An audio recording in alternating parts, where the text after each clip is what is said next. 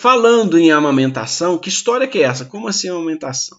A amamentação acontece, obviamente, né, ela é promovida pelo desenvolvimento do seio, que funciona, é uma das alterações entre o estado não gestacional e gestacional. Porque quando o seio está no estado não gestacional, ele não tem essa parte aqui, ó, esses lóbulos de glândulas túbulo-alveolares, ele não tem isso. O seio não gestacional é formado pelos ductos apenas dessas glândulas que só vão desenvolver por estímulo hormonal presente na gestação. Daí, então, é nessas glândulas que ocorre a produção do leite e, ó, por ação de hormônios, ele vai ser produzido e liberado por esses canaizinhos que são chamados de ductos.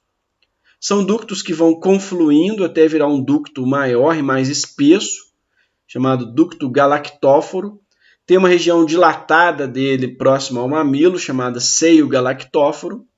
E aí, então, ele ejeta o leite por estímulo da sucção do recém-nascido aí.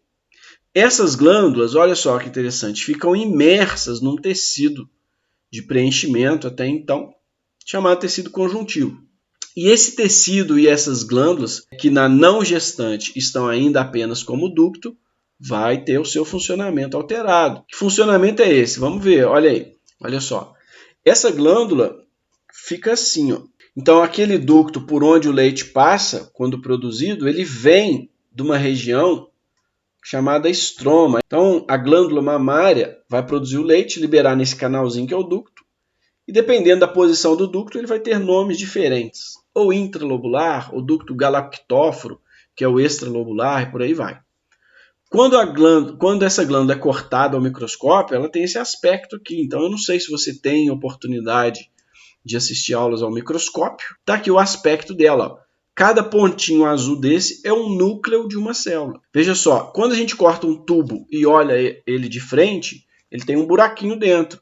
São esses buraquinhos aqui. Ó. Então, esse ducto cortado e voltado para você de frente, como se fosse um cano. Imagina um cano. Você cortou ele de frente, você está vendo o buraco do cano. É esse aqui. Esses ductos. Ele é revestido por muitas células. A parede dele é feita por muitas células. E entre eles tem aquele tal de tecido conjuntivo que eu falei com vocês, que tem esse aspecto aqui. Bom, enfim. Se a gente pegar uma região dessa e ampliar, a região que fica nesse tecido conjuntivo pertinho do ducto e ampliar, a gente vai encontrar essa carinha aqui. Ó. Então, essas células são as células do ducto. Aquelas que envolvem, formam a parede do cano, do ducto. E entre elas tem o tecido conjuntivo. Essas células que ficam entre os ductos, algumas delas vão se transformar nas células produtoras de leite. Ou seja, elas vão proliferar e formar essa região toda aqui, que não estava presente na não gestante. E aí, quando se faz uma coloração própria para identificar essas células, observa-se que elas são capazes de produzir o leite, identificado nessa coloração por essas manchinhas pretinhas aqui, ó. Ok? E esquematizados dessa forma. Então, uma dessas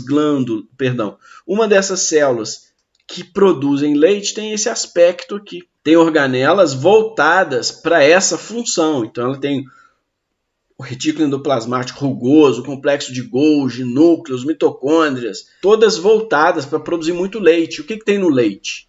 Tem lipídio, tem proteínas, tem carboidratos, tem algumas enzimas, tem anticorpos, né, que não são produzidos por elas, mas tem lá também. Enfim, essas células, então, acabam, olha agora, nessas regiões, nessas glândulas, formando um compartimento diferente. Esse compartimento tem, numa região voltada para onde são encontrados vasos sanguíneos, que seria aqui, por exemplo, ó, vamos supor que esse vermelhinho aqui seja um vaso sanguíneo. Ó. Então, essa parte estaria cheia de vaso sanguíneo. E um compartimento diferente desse aqui. Como está clarinho, o termo que a gente usa, e não está corado, né, por nada, não está colorido, a gente usa na histologia o termo de, em vez de chamar de buraco, a gente chama de luz. A luz do ducto.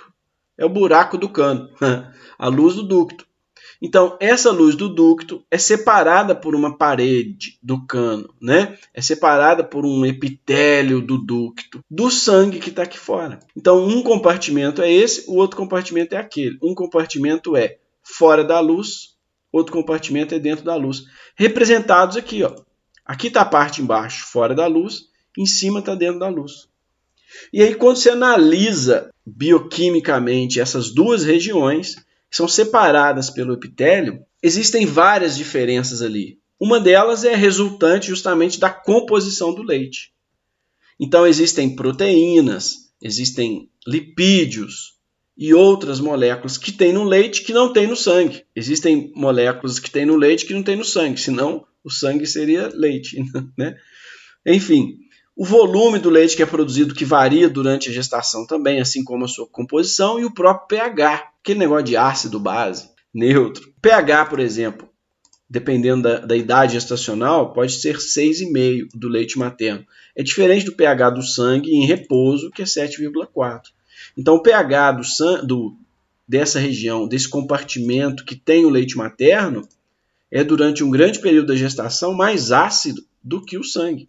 E isso interfere diretamente no transporte de moléculas aqui. Olha só o que acontece. As moléculas, obviamente, que a gente está falando, são os medicamentos. Eles vêm do plasma, eles chegam até no sangue e vão passar por essa barreira para poder chegar até no leite, ou não. Na verdade, essas células usam nutrientes do sangue para montar os componentes do leite e jogar aqui. Mas como eu falei com vocês, os medicamentos usam os recursos que o nosso organismo já tem. Então, eles vão passar por esse epitélio para chegar até aqui no compartimento luz. E um dos fatores que interfere nisso, as características que tem nessa luz, assim como as propriedades do fármaco. Que um dos fatores que interferem na passagem de moléculas de um compartimento para o outro é o peso molecular menor que 500, a polaridade dele, quanto menos polar, quanto mais lipossolúvel, mais fácil ele se propaga. E um outro fator importante é a diferença de pH. Porque, por exemplo, se aqui na luz é mais ácido do que no plasma, então a molécula, o fármaco que é ácido, vai ter um comportamento diferente na luz, cheio de leite materno, do que ele tinha no plasma.